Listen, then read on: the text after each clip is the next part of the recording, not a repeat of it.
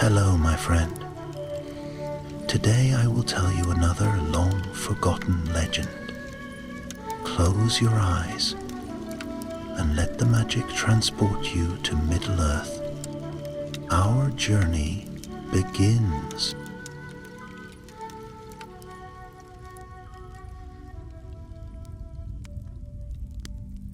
The mountains were black against the fading sky, their crowns lost in cloud, and in the shadow of their roots ran the ancient road that wound to Khazad-dûm. Once it had been a king's way, trod by dwarves in gleaming mail and traders bearing goods from far lands. But now it was broken and silent, for Moria had long been abandoned, and few dared even to look upon its gates. Yet the silence had been broken again not many years past, when Balin, son of Fundin, led a company of Durin's folk back to reclaim the halls of their fathers. For a time there was hope that Khazad-dûm might once more ring with hammer song, and that its forges might blaze bright. They cleared the east gate, they drove orcs from the upper chambers, and in the chamber of Mazarbul, Balin set his seat. Some said the old glory would return, but hopes in Middle-earth are often short-lived. Whispers in the dark grew bolder, and shadows lengthened in the endless mines. The orcs returned, swarming from pits and hidden stairways. Balin himself was struck down by an arrow by the still waters of Mirrormere, and from that hour, dread settled upon the colony. Among Balin's followers was a young dwarf named Narin, scarcely more than a beardling, but steady of hand and stout of heart. He had been chosen to serve as a scribe and carrier of tidings, for he had a quick wit and sharp memory. It was he who bore Ori's fresh written leaves and guarded them as if they were treasure, for they held the record of the colony's last days. What chambers were cleared, what battles were fought, and which companions still drew breath. Now, as drums echoed faintly in the deeps and the company's numbers dwindled, a last desperate plan was set in motion. Oin, son of Groin, brother to Glóin of Thorin's company, would lead a small party to the west gate, the doors of Durin, in hopes of finding a way out. If they could pass through and reach the lands beyond, perhaps word might be sent to Erebor, or even to Dain Ironfoot, king under the mountain, and aid might come. If they failed, the colony would surely be doomed. "You will come with me," Owen had said to Narin, his voice grim yet resolute. "Ori's records must not be lost. If the west gate yields, you will bear them into the world. If it does not, then you must see that the truth of our end is hidden where others may one day find it." So it was that Narin joined the small company. Oin, 2 warriors named Fundar and Regan, and a miner called Bruni who knew the hidden stairways of the lower halls.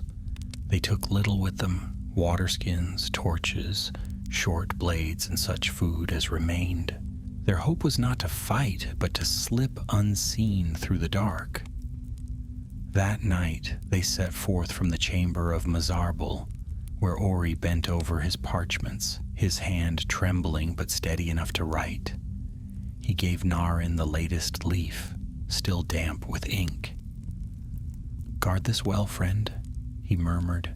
"If you reach the light again, let the world know that Balin came to Khazad-dûm, and that we did not yield it lightly."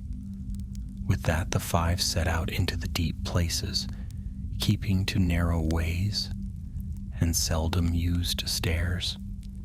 The great halls were no longer safe, for the orcs prowled in numbers, and darker things stirred that did not sleep. Their path was lit only by a single torch, which Bruni shielded with his cloak when they neared an opening. At first, all was quiet, save for the sound of their boots and the drip of unseen waters. Yet the deeper they went, the more Narin felt the weight of unseen eyes upon him.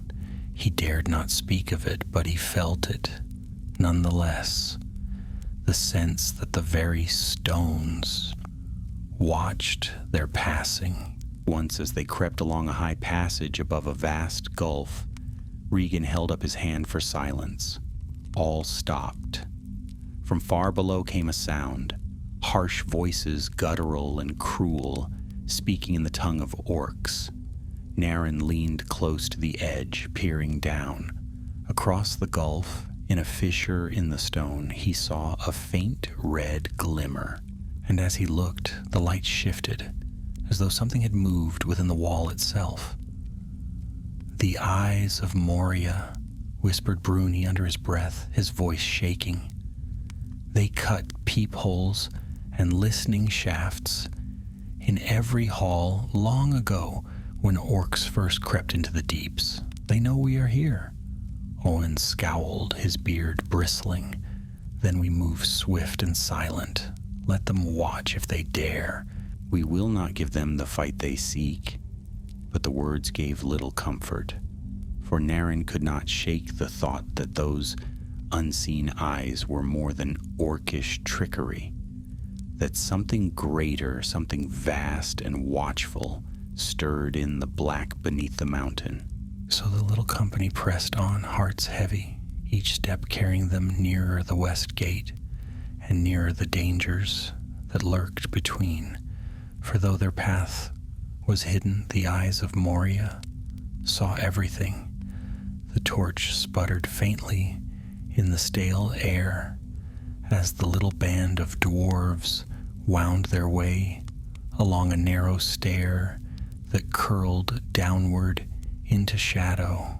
The walls pressed close, damp and rough, carved in ages long passed by hands that had long since turned to dust.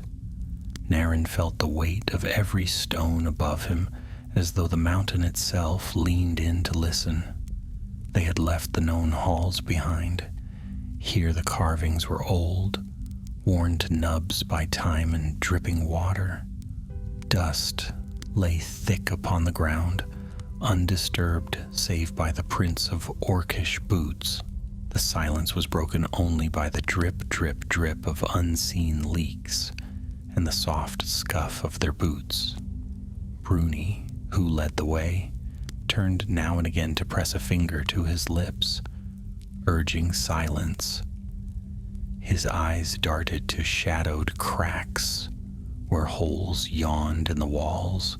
Narin dared not look too closely, but he knew what Bruni feared, that behind those holes lay tunnels of orc work, places where watchers crouched, ears pressed to stone, eyes glinting like rats. At last, the stair ended in a low passage that twisted like a snake. They moved single file, their torch dimmed to a faint glow. The passage widened into a gallery with pillars like tree trunks, all broken and leaning.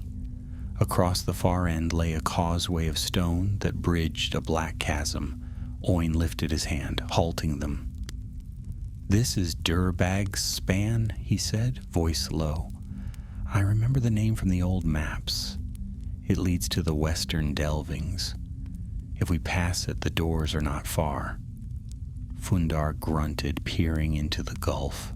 "And if it breaks beneath us, we'll fall into shadow and never be found again." Regan's eyes narrowed. "The orcs will know of this place. It is too straight, too open. They will have lookouts." But they had no choice. Their only road lay across. Owen went first, torch in one hand, an axe in the other.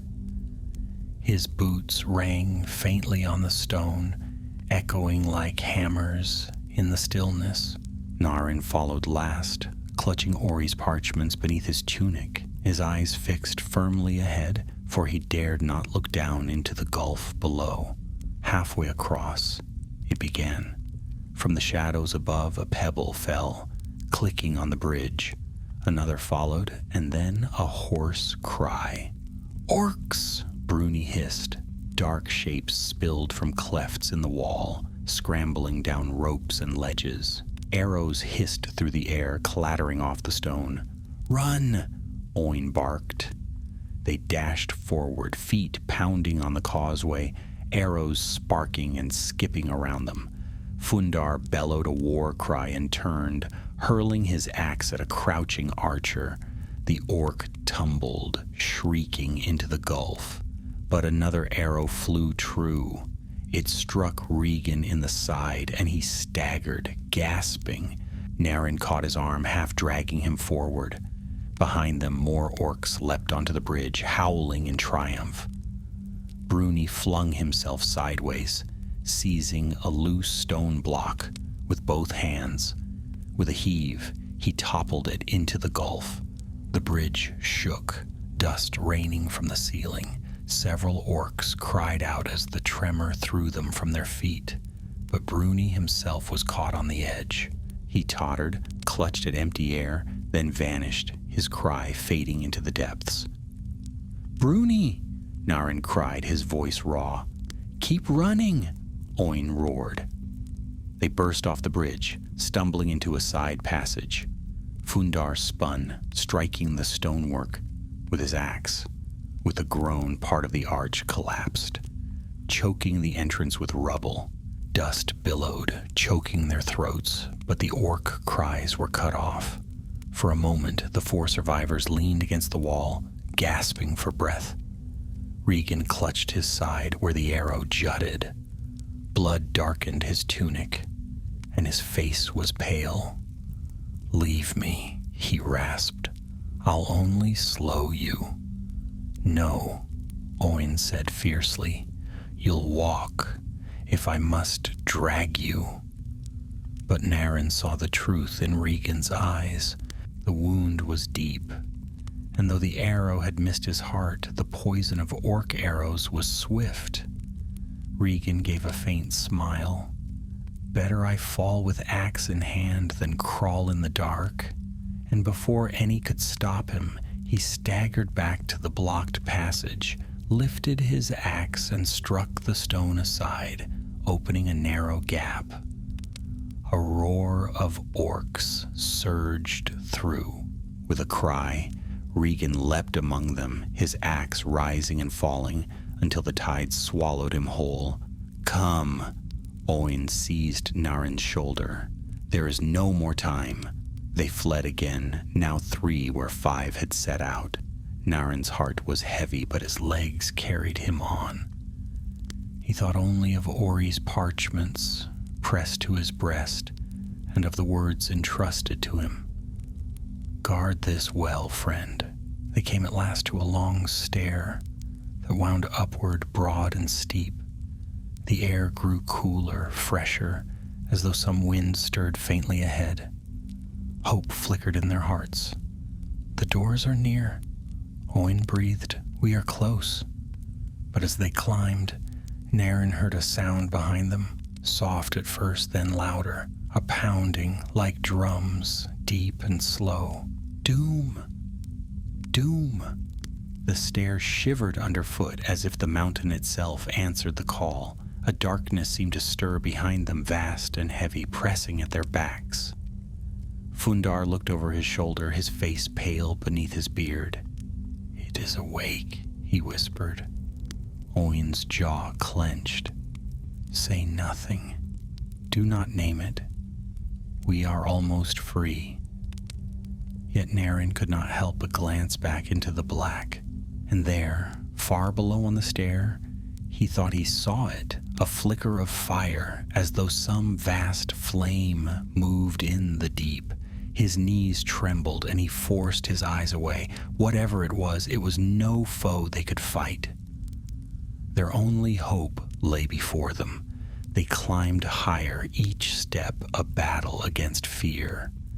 At last the stair ended in a passage wide and smooth, its walls gleaming faintly.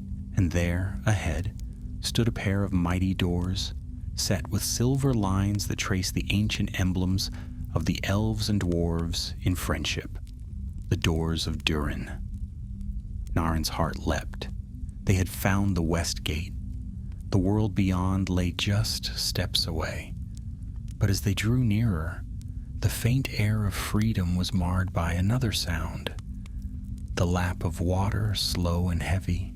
From the shadows before the doors spread a wide, still pool, black as ink, its surface smooth as glass. The Watcher's Lake, Owen muttered, his face grim. I had heard tales, but I had hoped they were only tales. The three halted, staring at the water. It lay silent, but something in its stillness was worse than noise, as though it waited. And in that dreadful quiet, Narin remembered Bruni's whispered words on the stair. The eyes of Moria are everywhere. For here, too, something watched them, something vast, something that had not slept in an age. The pool stretched before them, wide and black as an unblinking eye. The doors of Durin loomed beyond it, silver runes faint in the torchlight, waiting to be spoken to life. Yet the dwarves did not move forward. The water's stillness was too perfect, its silence too deep. It seemed to Narin that if a pebble were dropped, the ripples would never end, as though the pool had no bottom at all. Owen lowered his torch. The flame reflected on the water, and for an instant, Narin thought he saw a shadow beneath the surface, something pale like a slumbering hand with fingers curled. He blinked, and it was gone, yet the dread remained. We must go carefully, Owen said in a low voice.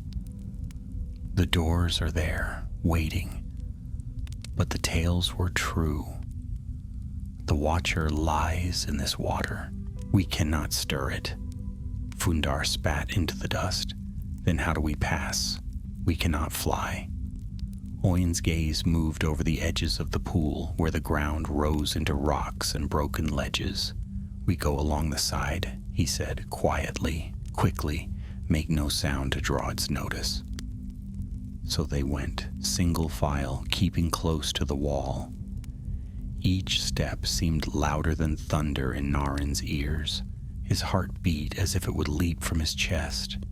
He could not help glancing at the water, straining to see what lay beneath. Nothing stirred, yet he felt eyes upon him, vast, cold, and patient. Halfway around the pool, the stillness broke. There was a ripple, faint but clear, spreading from the center. Then another. Narin froze, his hand on the stone wall. Owen hissed, "Move!" They hurried, but the water shivered again. A shape rose just below the surface, long and pale, gliding like a snake. Then another and another. Tentacles. The first lashed out, striking the shore where Fundar had stood a moment before. Stone cracked, sending shards flying. Another arm whipped upward, snatching at Owen's torch. He swung his axe, severing the tip, but two more coiled from the black and wrapped about his legs. "Owen!" Narin cried. Fundar roared and leapt forward, hacking at the limbs. One fell writhing, black blood gushing into the pool, but more came, dozens, pale and glistening, slapping against stone, grasping at weapons, dragging them closer to the water's edge. "Go!" Owen bellowed, even as he struck at the coils binding him. "To the doors! Run!" Narin hesitated, torn between fleeing and fighting, but Fundar seized his arm and thrust him forward. "Obey him, lad! Go!" They stumbled toward the gate. Narin's eyes flicked up to the silver runes, faint in the torch glow. Words stirred in his memory, elvish words that had once been taught to all who dwelt near Eregion. Speak, friend, and enter. But before he could utter them, the ground shook. With a roar, the Watcher dragged Oin into the pool. His axe clanged on the stone, spinning from his hand. The torch fell and hissed into darkness. "Oin!" Fundar cried, plunging after him. He struck at the waters with his axe, but the surface closed, black and smooth, as if nothing had ever broken it. No ripple marked where Oin had vanished. Only the silence remained, heavier than before. Fundar's chest heaved as he stared at the pool, his axe dripping. "He is gone," he said hoarsely. "It has taken him." Narin stood frozen, horror choking him. He could still hear Oin's voice echoing. "You will bear Ori's records. If the West Gate yields, you will carry them into the world." But the West Gate had not yielded. It was barred by shadow, and the one who had led them was lost. Fundar turned, his face grim. "We cannot pass here. The Watcher will not let us. Back to Ori. We must tell him." Narin stared at the doors, so close, so cruelly close. The world beyond seemed to shine in his mind, a sky, a wind, a free breath. Yet the pool barred their way, and Oin was gone. Slowly he nodded. They turned, leaving the water behind, though Narin felt its eyes upon him. Even as they climbed back into the dark, he clutched Ori's parchments tighter, as if they alone might guard him. The way back was slower, heavier. They had lost 3 of their company, and hope had bled from their hearts. The stairs seemed longer now, the shadows thicker. Far behind, the drums still sounded, slow and heavy, as though something vast kept pace with them. Doom, doom. At last they stumbled into the chamber of Mazarbul. Ori looked up from his writing, his pale face weary but eager. "Did you open it? Did you find the West Gate?" Fundar's silence was answer enough. Ori's hand trembled and his quill dropped upon the parchment. "It was true then," he whispered. "The Watcher. And Oin." Narin bowed his head. "Taken." For a long time none spoke. The air seemed heavier, filled with grief. At last Ori straightened, though his eyes were red. "Then we are trapped. The East Gate is shut. The West Gate is guarded. Our only hope is to hold the halls until aid comes, or until the end." Fundar sat heavily, his axe across his knees. "The end will come swiftly. The orcs press harder every day, and worse follows behind them. The shadows move." Ori looked at Narin, his voice low but steady. "Then you must be ready. If the end comes, you must hide these records. You must see that our story is not lost. If one day others find them, let them know we fought as long as strength remained." Narin swallowed hard and nodded. He did not want the burden, yet it was his. He had seen Oin taken, Bruni and Regan fall. Now it was his duty to carry what they could not.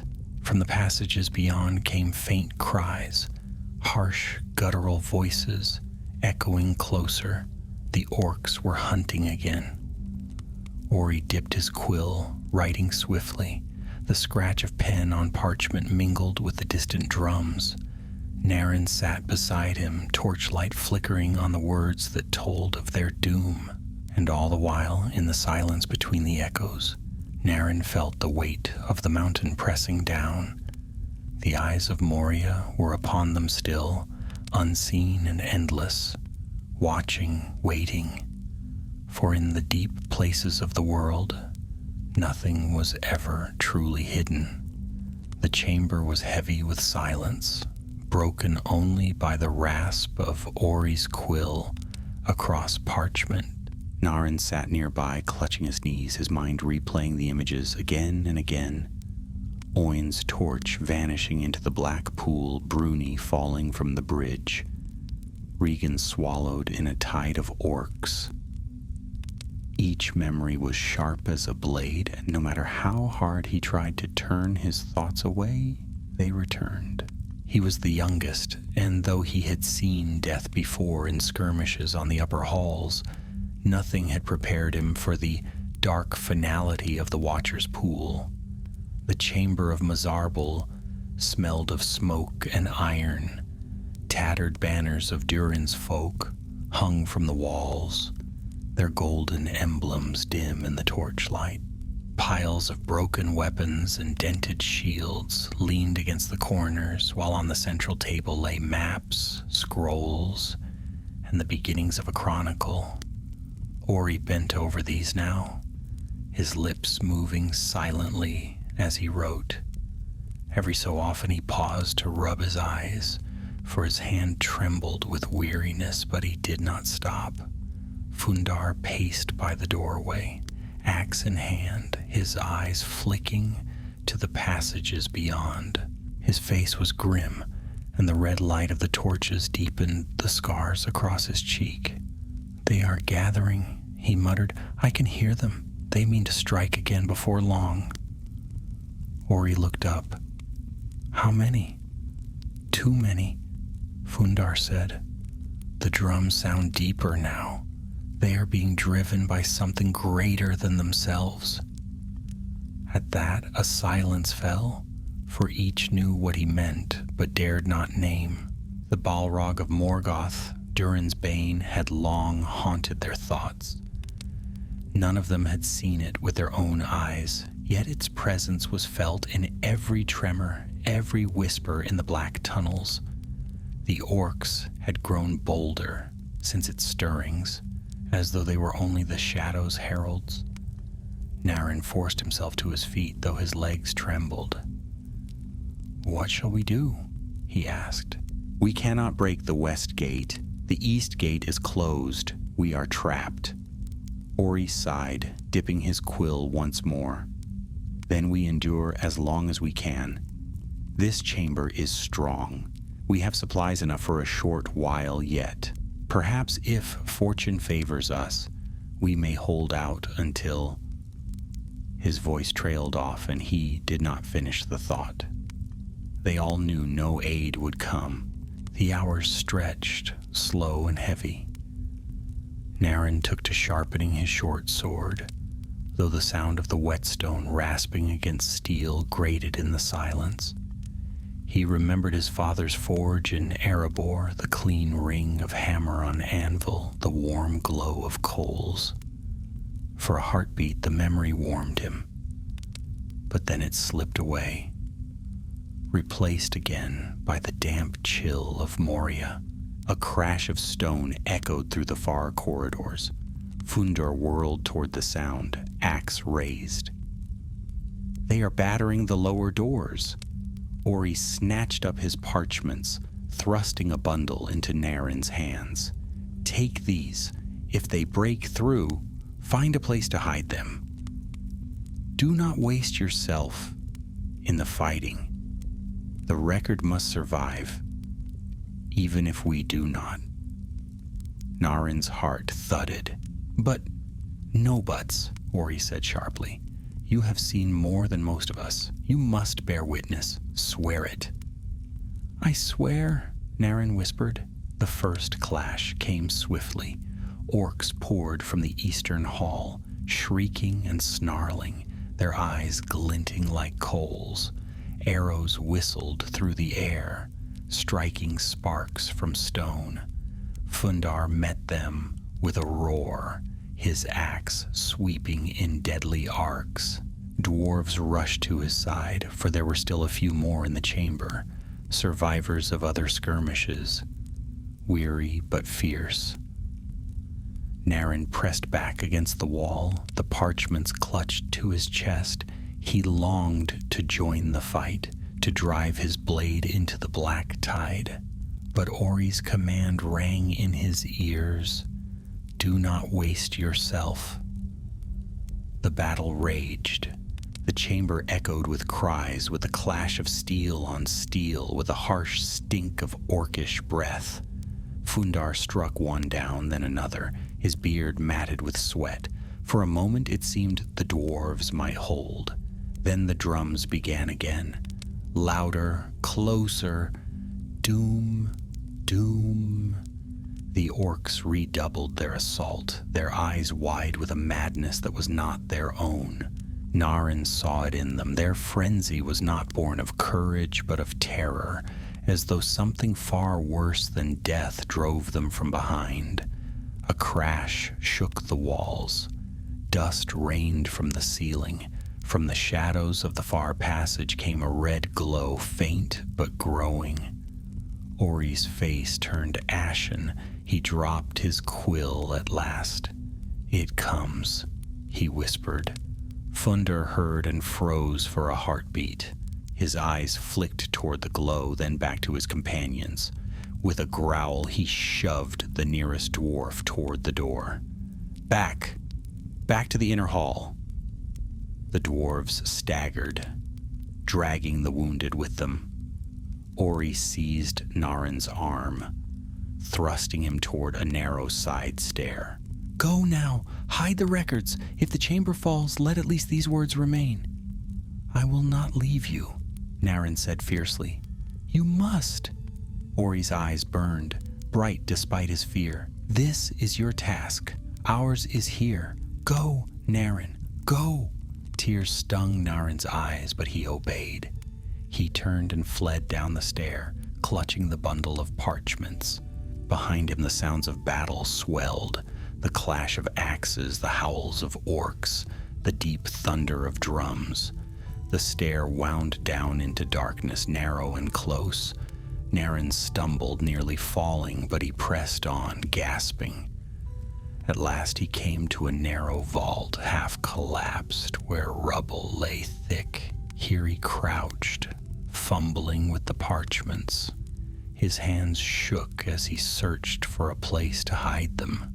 At last he found a hollow between two stones, deep and dry. He slid the parchments inside, covering them with dust and shards until no sign remained. When it was done, he leaned back, trembling. The weight of silence pressed upon him. Then faintly he heard it, the sound of footsteps in the corridor above, the cries of battle dwindling. A terrible roar echoed, so vast it seemed to shake the mountain itself.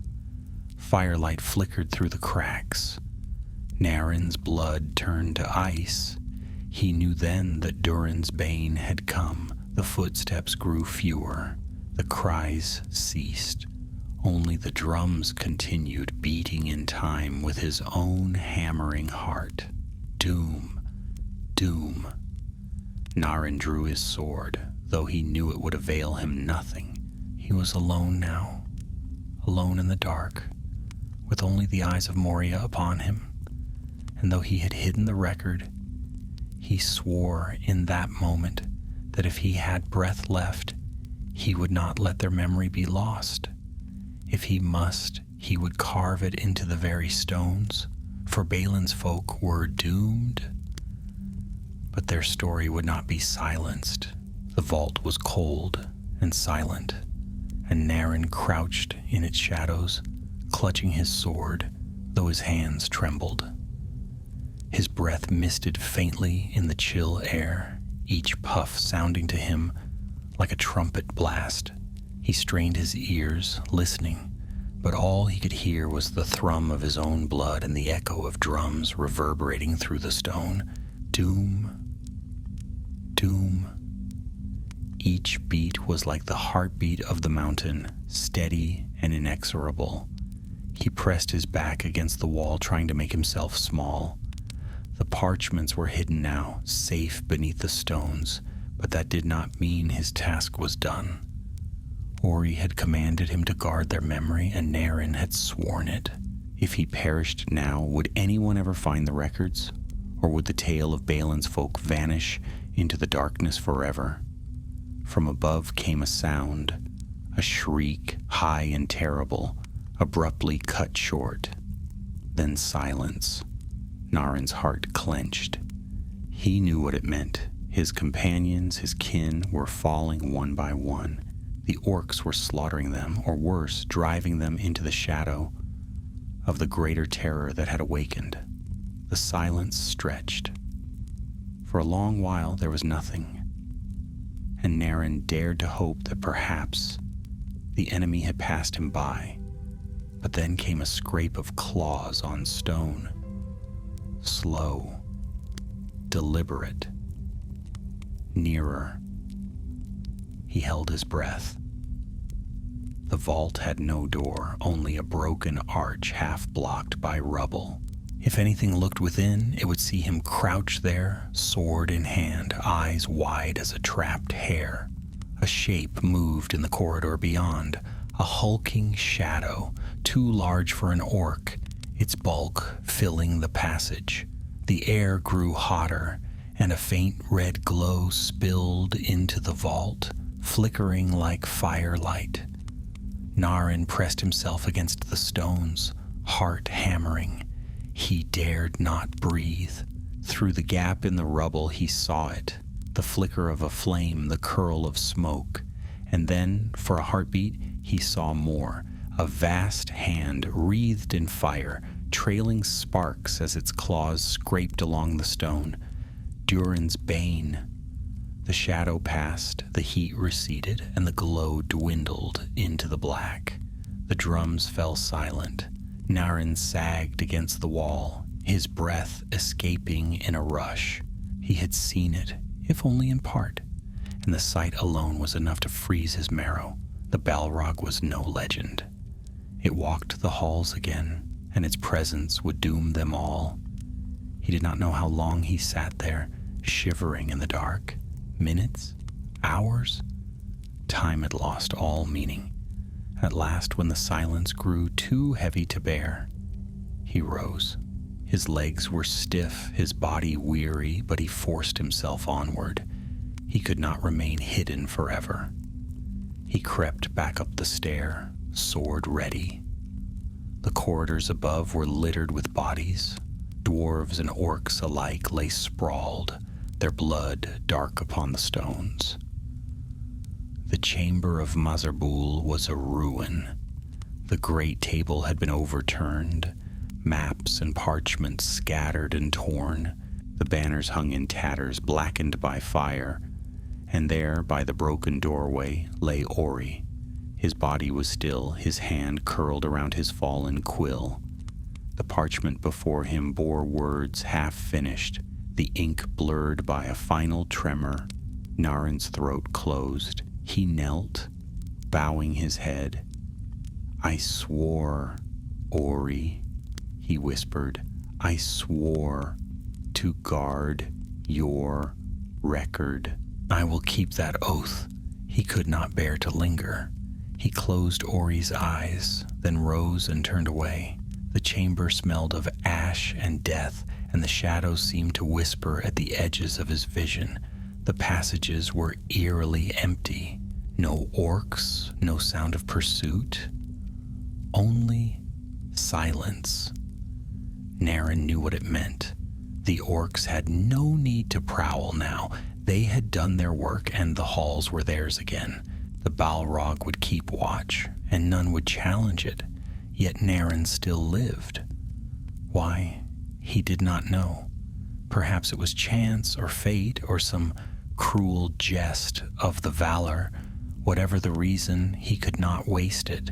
He wandered the halls like a ghost, keeping to the shadows, ears straining for the scrape of boots or the hiss of arrows. He found small caches of food, hardtack, dried meat, skins of stale water, enough to keep him alive a little longer. But he found no living companion. All who had followed Balin had either fallen or fled into deeper shadows from which they would not return. Days passed, or perhaps only hours. Time was a blur of dark and silence. He slept in hidden nooks, always with his sword at hand. He moved from place to place, never lingering, for he knew the orcs watched through their holes in the walls. The eyes of Moria never closed.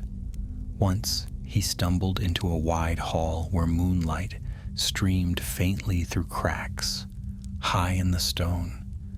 The sight of it, the pale silver light, pure and clean, brought tears to his eyes. He stood there a long while, letting the moonlight wash over him, before retreating again into the dark. Another time he heard voices, dwarvish voices, faint and desperate. He hurried toward them, heart leaping with hope, but when he reached the source, he found only corpses. The voices had been his imagination, or perhaps the mountain mocking him. At last, he came to a place he had not seen before, a narrow stair that wound upward to a broken gallery. Beyond lay a chasm, its depths lost in shadow. Across the gulf stretched a narrow bridge, little more than a single span of stone. On the far side, a faint draught stirred, carrying with it the scent of pine, air, fresh air. Naren's heart leapt. Perhaps there was another way out, a forgotten passage that led to the world beyond. He stepped onto the bridge, his boots ringing softly on the stone. He moved slowly, carefully, for the bridge was narrow and crumbled in places. Halfway across, the drums began again. Doom, doom. He froze, his breath catching. The sound rose from the depths below, echoing up through the gulf. A red glow flared far beneath, faint but growing. Heat licked at his face, though the fire was still distant. The Balrog. Panic seized him. He stumbled, nearly falling, then forced himself onward. His legs shook, his lungs burned, but he ran. He reached the far side, scrambled onto the ledge, and pressed himself against the wall, panting. The drums faded, the glow dimmed. The silence returned. Naren clutched his head, fighting to steady his breath. He had escaped. For now. But he knew the truth. There was no escape from Moria, not for him. Still, he would not yield. If he could not flee, he would endure. He would carve his tale into the stones, hide his words where eyes might one day find them. He would keep Ori's charge, even if it cost him his life. The eyes of Moria saw everything, but perhaps one day, other eyes would see too. Eyes that would understand. Eyes that would remember. The faint draft that carried the scent of pine did not vanish. It lingered in the gallery, teasing Naren like a promise of freedom. He stood on the far side of the broken bridge for a long time, breathing deeply, filling his lungs with the memory of the world beyond the mountain. Somewhere above, the wind whistled through cracks in the stone, whispering of forests and night skies. Yet even as the air gave him hope, the shadows gave warning. He knew the Balrog roamed, and he knew the orcs prowled. The halls of Khazad-dûm were theirs again, and he was only a ghost haunting their realm. Still, the scent of pine emboldened him. If there was a way for the air to seep in, perhaps there was a fissure, a shaft, even a broken stair leading upward. Perhaps, though he scarcely dared to dream it, there was a way out. He pressed onward. The gallery stretched into a narrow tunnel, half collapsed, with jagged stones jutting from the ceiling. Naren moved carefully, each step measured, his ears sharp for the scrape of claws or the hiss of arrows. But he heard only the whisper of wind and the distant drip of water. At last, he emerged into a high cavern where a shaft of pale light shone from above. The air was cool and clean. His eyes widened. There, high overhead, a crack opened to the sky. It was narrow, jagged. no more than a fissure, but from it spilled starlight, silver and soft. Naren sank to his knees. For the first time in many days, he had lost count of how many. He saw the stars, cold, distant, unyielding, yet beautiful beyond all words. He felt a lump rise in his throat. He had been certain he would never look upon them again. He sat there for a long time, drinking in their light. He thought of Erebor, of his kin, of the songs sung in fire-lit halls. He thought of Balin's voice, steady and proud as he led them into Khazad-dûm. He thought of Ori hunched over his parchments, determined to leave their tale behind. And he thought of Oin dragged into the depths by the Watcher. Naren bowed his head. "I will not fail you," he whispered. "If I cannot escape, then at least I will leave word. The world will know. You will not be forgotten." Strengthened, he rose. He searched the cavern, running his hands along the walls. He found an alcove, half hidden by fallen stone. It was dry, its floor smooth, perfect. Here he would begin. He drew his dagger, tested its edge against his thumb, and then pressed it to the wall. The stone was hard, black, unyielding, but with steady strokes he began to carve. The runes were slow to take shape, each cut costing him sweat and effort, but he pressed on. Balin, son of Fundin, went to Moria. He is dead. The words cut his heart as much as the stone, but he knew they must be said. The truth mattered, even if it burned. He worked until his hands ached and his breath came ragged. The stars wheeled above the fissure, shifting faintly as the hours passed. By the time he paused, a line of words was carved deep, solid and lasting. Naren wiped his brow, sheathed his dagger, and leaned against the wall. His hands stung, his arms trembled, but there was a small flicker of pride in his chest. He had begun. A faint sound broke his stillness. The scrape of boots on stone. His head jerked up. From the tunnel he had come through, a glow flickered. Not the silver glow of stars, but the red gleam of torches. Harsh voices followed, orc voices, guttural and cruel. Naren's stomach clenched. He snatched up his sword and pressed himself against the wall. His heart hammered so loudly he feared they would hear it. The voices drew nearer. He counted at least 3, maybe more. They spoke in their foul tongue, laughing and snarling. The light of their torches flickered closer. He had 2 choices. Flee up the fissure, which was far too narrow for him, or stand his ground. The parchments were hidden.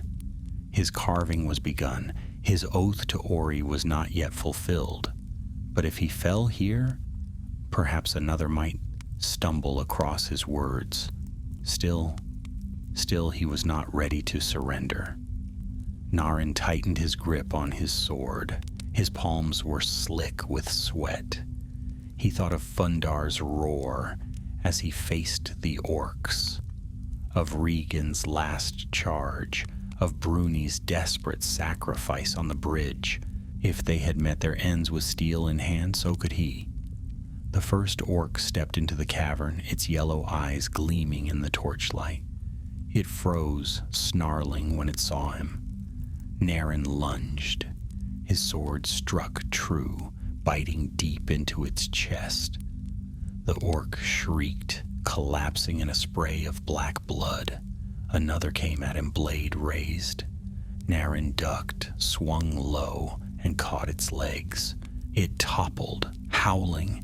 Before it could rise, he brought his sword down again, silencing it. The third rushed him. Naren blocked, the clash of steel ringing through the cavern. The force of the blow jarred his arm to the shoulder. The orc's strength was great, but desperation lent him fury. With a cry, he shoved back, then thrust his blade into the creature's throat. It fell. Silence returned. The torches sputtered where they had dropped, filling the cavern with acrid smoke. Narin stood trembling. Blood spattered across his beard, his sword slick in his grip. He was alive, but more would come. The eyes of Moria saw everything, and the death of 3 orcs would not go unnoticed. Narin staggered back to the alcove. He touched the carved runes, rough beneath his fingers. "I will finish," he whispered, "even if it takes my last breath." He gathered the torches, thrust them into cracks in the wall, and returned to his work. The dagger bit stone again, each stroke steady and determined. The stars above faded as dawn touched the world beyond. But in the deeps of Moria, Narin carved, and the story of Balin's folk endured, written not only on parchment but on the very bones of the mountain itself. The torches burned low, hissing faintly as their smoke curled against the cavern roof. Narin worked by their wavering light, dagger-biting stone, line by painstaking line. His shoulders ached, his fingers cramped, yet he did not stop. Each rune carved was a victory, a defiance against the dark that pressed all around him. The words took shape slowly. They were not polished, not as Ori's neat script had been, but they were deep and clear, meant to endure as long as the mountain itself. Balin, son of Fundin, went to Moria to reclaim the halls of his fathers. He is dead. The orcs came back in numbers beyond count. They slew him at Miramir. They slew many more. Still we fought, and still we held. But they were too many, and in the end, the stone bit back at his hand, and his wrist throbbed with each cut. He leaned against the wall, catching his breath, sweat running into his beard. He could not tell how many hours had passed. The torches were half consumed now, and the silver crack above showed only a dim paling of the stars. Dawn was breaking far above, unseen by any save that narrow shaft of light. Narin closed his eyes for a moment, resting. He thought of Balin's voice, proud and hopeful, when he had declared the colony's founding. He thought of Ori's steady hand, writing even when doom was certain. He thought of Oin's last command, his voice fierce and unyielding. If the West Gate yields, you will bear the record. If it does not, you must hide it. It did not yield, and Oin was gone. But Narin was still here. A sound broke his stillness. He stiffened, his hand tightening on the hilt of his sword. From the tunnel beyond came a faint scuffle, the scrape of boots on stone. His heart leapt painfully. More orcs? Or had some other survivor found their way here? He extinguished one of the torches with a swift hand, plunging part of the cavern into shadow. He crouched low, sword ready, listening. The sound grew louder. Harsh voices muttered in the guttural tongue of orcs, echoing faintly down the corridor. Narin's stomach clenched. He had slain 3 before. But more than that, he could not hope to face. He cast a glance at his carving. The words glimmered faintly in the torchlight. Incomplete. The story unfinished. If the orcs found him now, the work would end with him. He thought swiftly. The alcove where he had hidden Ori's parchments was safe. But if he fell here, the orcs might defile this carving or scrape it from the wall. The eyes of Moria missed nothing. He had to draw them away. He rose silently, sheathed his dagger, and took one of the torches in hand. With a deep breath, he hurled it down the far side of the cavern, where it clattered loudly among the rubble. Then he slipped into the shadows near the fissure, pressing his body against the cold stone. The orcs entered moments later, 5 of them, hunched and snarling, their yellow eyes gleaming in the half-light. They saw the torch and hissed, rushing toward it. Their voices rose in angry chatter as they kicked aside the rubble, searching. Naren crept along the wall, silent as he could, until he reached the narrow tunnel opposite. He moved swiftly, heart hammering, praying they would not turn. The smoke from the torches stung his eyes, but he kept low and slipped away. When he was clear of the cavern, he ran. His boots echoed faintly, and he winced, but he did not slow. He knew the orcs would discover the ruse soon enough. His only hope was to vanish into the maze of passages before they thought to search the walls for fresh carving. He wound through narrow corridors, ducked beneath low arches, stumbled down crumbling stairs. His lungs burned, and his legs screamed, but he pressed on. The passages seemed endless, each turn leading deeper into shadow. At last he reached a wide hall, half collapsed, its roof open to a shaft of dim daylight far above. The air here was fresher, stirred by some forgotten crack. Naren leaned against a pillar, gasping for breath, sweat soaking his tunic. He was alive, but his work was unfinished. He wiped his brow and laughed bitterly. "Not yet," he whispered. "You will not take it from me yet." He searched the hall and found another alcove, a flat wall of smooth stone, untouched by cracks. Wearily, he drew his dagger again.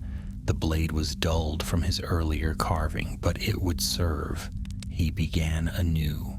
This time he wrote of Oin and the attempt to reach the west gate.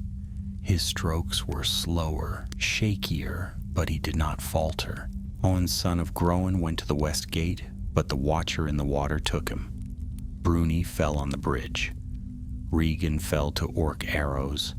Only Fundar and I returned, and the doors were shut. The watcher will not let us pass.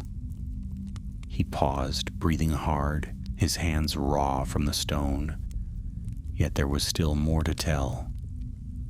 The orcs pressed us. We fought in the chamber of Mazarbul. Ori wrote our tale until the end. Now he is slain, and I alone remain. Durin's bane walks here again. The words cut deep, each rune a wound in his heart. But they were true, and truth must endure. When he finished, his arms shook with exhaustion. He sank to the ground, his back against the wall. The light from the shaft above faded as clouds moved across the sky, plunging the hall into deeper gloom. Naren closed his eyes. His body longed for rest, but his mind burned with unease. He had escaped the orcs once, but they would hunt again. The eyes of Moria never tired, never blinked. A faint tremor shook the floor. He felt it in his bones, a distant thrum. Slowly, steadily, it grew. Not the steady beat of drums this time, but the heavy tread of something vast, moving in the deep. Heat brushed his face. He opened his eyes, heart leaping. Far down the corridor, a glow flared, red and fierce, flickering like fire. The shadows shifted as the glow grew brighter. The Balrog. Naren scrambled to his feet, his sword trembling in his hand. He backed against the wall, eyes wide. The heat swelled, the glow deepened. He could hear the scrape of claws, the crackle of flame. And then, from the darkness, a voice rumbled, deep, wordless, a growl like the grinding of stone. Naren's knees nearly buckled. Never had he heard such a sound. It was no language of elves or men or dwarves. It was older, heavier, a voice born in the furnaces of the world's first fires. He turned and fled, Through crumbling passages, up broken stairs, across fallen masonry, he ran, though the glow followed, though the heat seared his back. His lungs screamed, his legs faltered, but terror drove him faster than he had ever moved. At last he burst into a narrow stair, spiraling upward. He scrambled up, clawing at the stones with bleeding hands. The glow dimmed behind him, though the heat lingered, pressing close. When he reached the top, he collapsed in a heap, gasping he had escaped. For now, but the Balrog knew. It had seen him, and in the deep of his heart, Naren knew it would never let him go. Naren lay sprawled at the top of the stair, his chest heaving, his throat raw as if the fire itself had licked it. The stone beneath him was warm, though no flame touched it now. His hands were scraped and bleeding from the climb, but he dared not rest long. He rolled to his knees, clutching his sword, though his strength was nearly gone. The silence was heavy. The glow had faded, and the crackle of fire no longer filled the passages below. Yet the memory of that voice, deep, thunderous, older than the mountains themselves, still echoed in his bones. He had not understood its meaning, but he had felt it, and it had filled him with dread beyond words. The Balrog had seen him, and worse, it had marked him.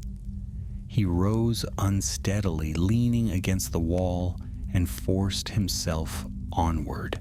The stair opened into another hall, vast and ruined. Here the pillars were shattered, their fragments strewn like the bones of giants. Great heaps of rubble filled the corners, and the roof was broken in places where shafts of faint daylight pierced through. Dust motes danced in the beams like drifting stars. For a moment the light gave him courage. He staggered into the hall, his footsteps echoing. He was still alive, still moving, and so long as breath remained in him, his oath remained unbroken. The air here was fresher, touched with a faint breeze. He followed it to the far wall, where a crack split the stone from floor to ceiling. Beyond the crack lay a narrow passage, jagged and dark, but it sloped upward, and the scent of air grew stronger. Perhaps, he murmured hoarsely, perhaps there is a way. He squeezed through, scraping his shoulders on the rough stone. The passage twisted and climbed, sometimes so narrow he had to crawl, sometimes opening into wider vaults. His sword clanged on the rock as he dragged it behind him, but he would not abandon it. Even if it could not match the Balrog, it might yet strike down an orc. At last the passage opened into a high cavern, and there, in the roof, gaped a hole, wide and ragged, through which daylight streamed. Naren's heart leapt. The hole was too high to reach, but the sight of the sky itself, the pale blue of morning, the faint wisp of cloud drifting across, was enough to bring tears to his eyes. He fell to his knees, staring upward, his breath coming fast. "The sky," he whispered, "by Durin's beard. The sky." For a long time he sat there, gazing upward, drinking in the sight. It was distant, unreachable, yet it reminded him that the world still lived beyond this tomb of stone. The sun still rose, the wind still blew, the forest still grew. Moria was not all, but the world beyond was far, and he was still trapped. He could not climb the sheer walls of the cavern. He could only gaze upward, yearning. At last he rose, wiping his eyes. Not yet, he told himself, not yet. There is still work to do. He searched the cavern. On the far wall he found another smooth surface, tall and broad, unmarred by cracks. He touched it with his bleeding fingers, and he knew what must be done. He drew his dagger again. The blade was chipped and worn, but it still bit stone. He he began to carve once more. I, Narin, last of Balin's folk, bear witness. The west gate is lost. The watcher in the water has taken Oin. The Balrog walks. The orcs are countless. The colony is ended. I hide these words for those who may come after. Remember us. The runes cut deep, his hand steady despite his exhaustion. Each stroke was a prayer, each word a defiance. When he paused to rest, he thought of Erebor, of his kin who had not known what became of Balin's company. Perhaps they wondered still, waiting for tidings that would never come. Perhaps they feared the worst. If only he could send word, if only he could carry Ori's parchments back to them. But he was trapped. He pressed on, adding more. We did not yield easily. We fought in the chamber of Mazarbul, and Ori wrote until the end. He fell with quill in hand. Balin's dream has failed, but his courage will not be forgotten. Let those who read this know that we were not cowards nor fools. We fought for our father's halls, and though darkness has taken us, still we resisted. He leaned back, chest heaving. His arms ached, his hands bled anew, but he felt a fierce pride burn in his chest. These words would outlast him. Even if he fell, even if the Balrog consumed him, the stone itself would bear his witness. A sound broke the silence. He froze, dagger still in hand. From the far tunnel came a faint echo, the scuff of boots, the rattle of steel. Orcs again. Their voices carried faintly, harsh and mocking. Narin's jaw clenched. He was weary beyond words, but he would not let them find him cowering. He picked up his sword, wiped his hand on his tunic, and stepped into the shadows. The orcs entered moments later, 3 of them, carrying crude blades and snarling as they looked about. One pointed toward the wall where the fresh runes gleamed. They barked in their foul tongue, and 2 drew nearer, laughing. Narin stepped from the shadows with a roar. His sword flashed, and he struck the nearest orc before it could turn. The second lunged at him, blade raised, but he caught it on his guard and shoved back with all his might. Sparks flew as the steel clashed. The third came from the side, slashing. Narin twisted, the blade grazing his arm, and with a desperate cry, he swung low. His sword bit into the creature's leg, and it toppled, shrieking. He fought like a cornered wolf, his fury greater than his weariness. One orc fell, then another. The third crawled back, clutching its wound, and fled howling into the tunnel. Narin stood over the bodies, panting, his sword dripping black. His arm throbbed where the blade had cut him, but he still lived. He kicked the corpses aside and wiped his sword on their ragged cloaks. Come then, he growled hoarsely into the shadows. Come, all of you. I will not run. But the orcs did not return. The cavern grew still once more, the daylight faint above. Only the distant drip of water echoed. Narin sank to the ground, trembling with exhaustion. His body screamed for rest, but his mind still burned. The carving must be finished. The story must be told in full. He forced himself upright, dagger in hand once more. He carved deeper, adding what remained. If you find this, know that I was the last. My name is Narin. I carved these words so that we would not be forgotten. Tell our kin, tell the world. Balin's folk fought in Khazad-dûm, and though we fell, our courage endures. When the final rune was carved, he dropped the dagger. His hand was torn and bleeding, his breath ragged, but the words were there, etched into the stone.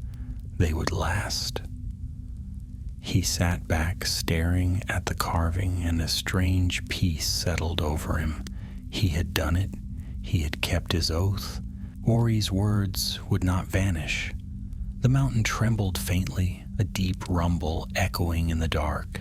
Naren knew the Balrog still roamed, the orcs still prowled.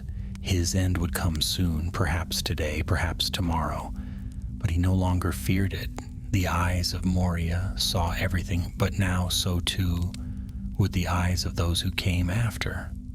Naren slept at last, though his rest was broken and uneasy. He curled against the wall beneath his carving, his sword close at hand, and drifted into a fitful dream. He dreamed of Erebor, its golden halls, its roaring forges, the sound of his kin laughing around a fire. He saw Balin as he had been when first they entered Khazad-dûm, eyes bright, beard gleaming, full of hope. He saw Ori bent over his parchment, dipping his quill even as the chamber shook with battle. He saw Oin reaching toward the west gate before the pale tentacles dragged him down. Then the dream darkened. The forges of Erebor guttered into silence. The golden halls crumbled into ash, and from the shadows came fire, vast wings, eyes like coals, and a whip of flame. The Balrog. It strode through his dream as it strode through the halls of Moria, unyielding, unrelenting, older than all their hopes. Naren woke with a start, his heart hammering. The cavern was still, the daylight shaft faint above, the orc corpses cold at his feet. For a long while he sat listening, half expecting to hear drums. But the silence endured. His body ached, every muscle sore, his arm throbbing where the orc blade had cut him. Yet he was alive, and his carving remained. He touched the runes with his bleeding fingers, tracing their edges. They were rough, imperfect, but they were strong. They would last. Still, the oath weighed upon him. Ori's parchments were hidden, but not secure. If the orcs ever found them, they would burn them, tear them, scatter the words into dust. The carvings might endure, but the full record, the maps, the dates, the details of their battles would be lost forever. Naren could not allow that. He rose unsteadily and gathered his meager belongings. He still had a little food, a little water. Enough for another day, perhaps two. He bound his wounded arm with a strip of cloth torn from his tunic, then took up his sword. He would find another place, a safer place, a hiding place so secret and deep that even the eyes of Moria would not find it. He set out through the passageways once more. The tunnels twisted endlessly, each alike to the other, black and silent. His torch sputtered, casting long, wavering shadows. He walked softly, ears straining for every sound. More than once he paused, thinking he heard a whisper, a footstep, a scrape of claws. But each time the sound faded, leaving only the beating of his own heart. He did not know if the orcs hunted him still, or if the Balrog roamed near, but he knew he was never unwatched. At last he came upon a stair, half collapsed, leading downward. The air grew colder as he descended, damp with the breath of deep water. He remembered Balin's tales of Khazad-dûm, of endless cisterns and black pools beneath the mountain. Perhaps here, in the drowned places, he could hide the record where no orc would dare go. The stair ended in a cavern vast and echoing. A black lake spread before him, its surface smooth as glass, broken only by the faint drip of water from the roof. The air was chill and heavy, carrying the scent of stone long drowned. Naren shuddered. The sight of the pool called to mind the Watcher, the pale tentacles that had dragged Oin into the depths. He dared not approach the water's edge. Yet the cavern might serve. There were cracks in the walls, deep crevices where stone had fallen. If he wedged the parchments there, sealed them with rubble, they might endure. He set down his bundle and began to search. His torchlight flickered over the walls, casting jagged shadows. He found a hollow behind a fallen slab, narrow but deep. Carefully, he reached into his tunic and drew out the hidden parchments. Ori's neat script still marked them, the ink smudged in places by his hurried hand. Naren's throat tightened as he looked upon them. These were not just words, they were lives, memories, voices of his kin. He slid them into the hollow, pressing them deep, then covered the opening with stone until it seemed no more than rubble. He pressed his hands against the rocks, whispering softly, "Stay hidden, stay safe, be found again." When he was done, he stepped back, clutching his sword. A strange peace settled over him. The record was hidden. His oath was kept. He turned to leave the cavern and froze. On the far side of the black lake, a glow flickered, red, fierce. The water rippled, though no stone had fallen. A tremor shook the ground, faint but steady, like the heartbeat of the mountain. The glow deepened, filling the cavern with a dull, ruddy light. Naren's breath caught. He knew that glow. The Balrog was here. For a heartbeat, he stood frozen, unable to move. The glow grew brighter. The heat pressed against his skin. He could hear the scrape of claws, the crackle of fire, the deep, rumbling breath. Then his body moved of its own accord. He turned and fled. He scrambled up the stair, his boots slipping on the damp stone. Behind him, the cavern shook with a roar, vast and terrible like the shattering of mountains. The sound chased him up the stair, echoing in his bones. He burst into the upper halls, gasping, his heart hammering.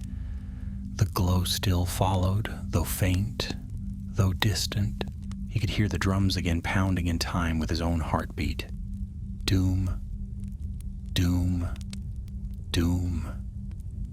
He staggered through the passages, no longer caring where he went, only away from the fire, away from the shadow. His lungs burned, his legs faltered, but he pressed on. At last he collapsed in a narrow corridor, his body trembling. The glow had faded, the heat had lessened. The drums were distant once more. He lay there a long time, staring at the dark ceiling. He had hidden the parchments. He had carved the words. His task was done, but still he lived. Still the Balrog hunted, and still the eyes of Moria watched. He sat up slowly, gripping his sword. His hand shook, but his eyes burned with a fierce light. "If I cannot escape," he whispered, "then I will fight until the end. Let the orcs find me, let the shadow come. I will not cower." He rose, leaning on his sword like a staff, and staggered onward into the black halls. Far behind him, the mountain rumbled, as if in answer. Naren wandered the halls of Khazad-dûm like a shade among ruins. His beard was matted with dust and sweat, his arm bound in a blood-soaked strip of cloth, his body weary beyond measure, yet his eyes still burned with a grim fire. For though his strength waned, his will did not. He no longer thought of escape. That dream had died when the Watcher seized Oin, when the Balrog's fire filled the tunnels, when the last cries of his companions echoed into silence. Now there was only one purpose left to him, to endure as long as he could, to carve words where he might, to scatter fragments of truth like seeds in the dark. Perhaps one day those seeds would be found. The orcs prowled constantly. Their voices carried through the stone, cruel and guttural, and sometimes their torches flickered down distant halls. Naren kept to the shadows, slipping away like smoke. He could not fight them all, but he struck when he could, when one strayed too far from its pack, when another turned its back. His sword flashed, his dagger bit, and though he killed only a few, each strike was a small defiance. He had become a ghost to them. He heard their whispers in their foul tongue, naming him the wandering dwarf, the last rat of Balin's folk. They feared him a little, for though they hunted him with dozens, he still eluded them. But the orcs were not the true masters of Moria. The Balrog was. More than once Naren felt its presence. The ground trembled with its tread. The air grew hot with its breath. The walls glowed faintly as firelight spilled from distant tunnels. Each time he hid, pressing himself into cracks, scarcely daring to breathe. And each time the shadow passed, though not without leaving its mark. For the Balrog was not merely a creature of flame and claw. It was dread itself, seeping into his bones, clouding his thoughts, twisting his dreams.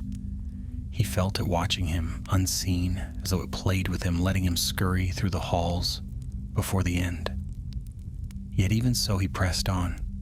One day, or perhaps one night, for time had lost all meaning, he came upon a vast chamber he had never seen before. The roof soared high above, lost in shadow, and in its midst rose a single pillar, wide as a tower, carved with ancient runes, so faded they were scarcely legible.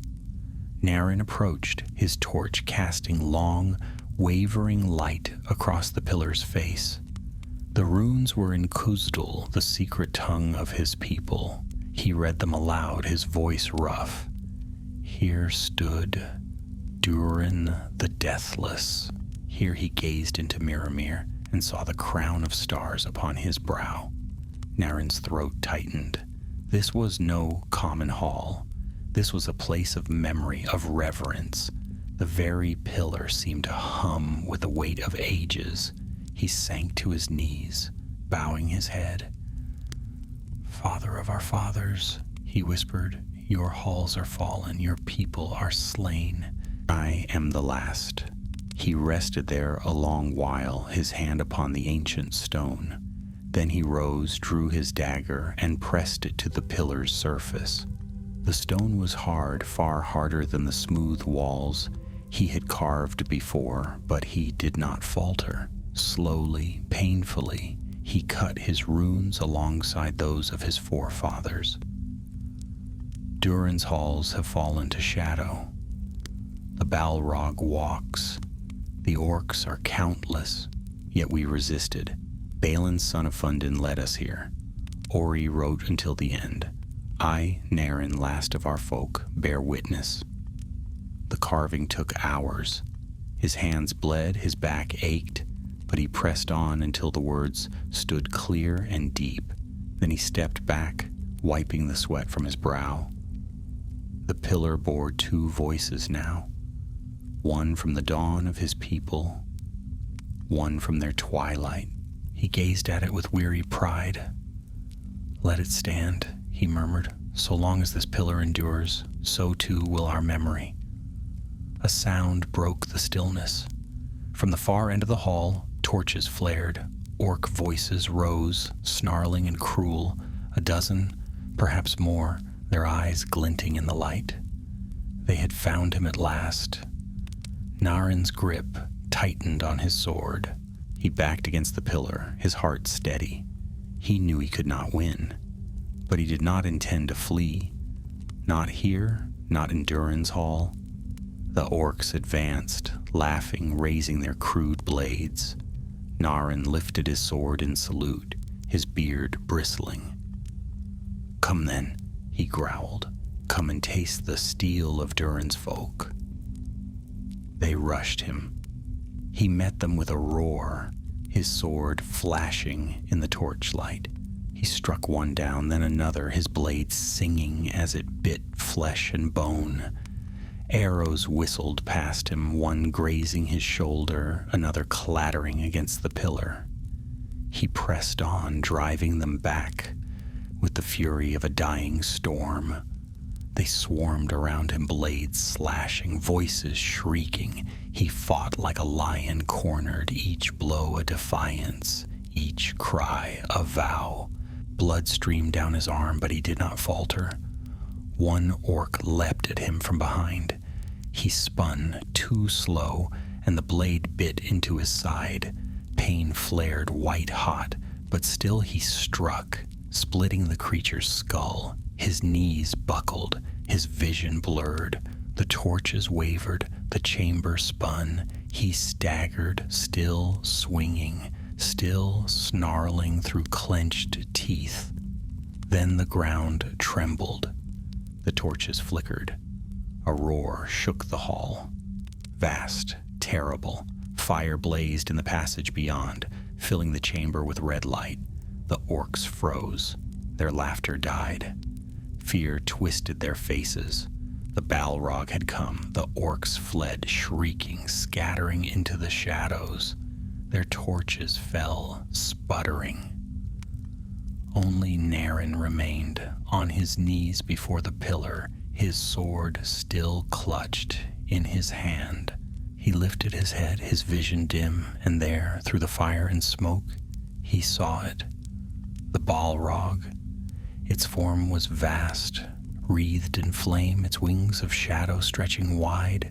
Its eyes burned like coals, and in its hand it bore a whip of fire that cracked and hissed. Naren's breath caught. He had seen it only in glimpses before, but now it stood before him in all its dreadful might. His knees trembled, yet his heart did not quail. He raised his sword in salute once more. "I am Naren," he said, his voice hoarse but steady. "Last of Balin's folk, you will not take my memory. It is written, it will endure." The Balrog roared, flames spilling from its maw, the hall shuddering with its voice. Naren closed his eyes. He thought of Ori's hand guiding the quill, of Oin's voice commanding him, of Balin's bright eyes at Miramir. He thought of the stars shining through the crack above the mountain, and he smiled. The fire fell upon him. The pillar shook, but the runes held. The eyes of Moria had seen everything, and now the stone bore witness too.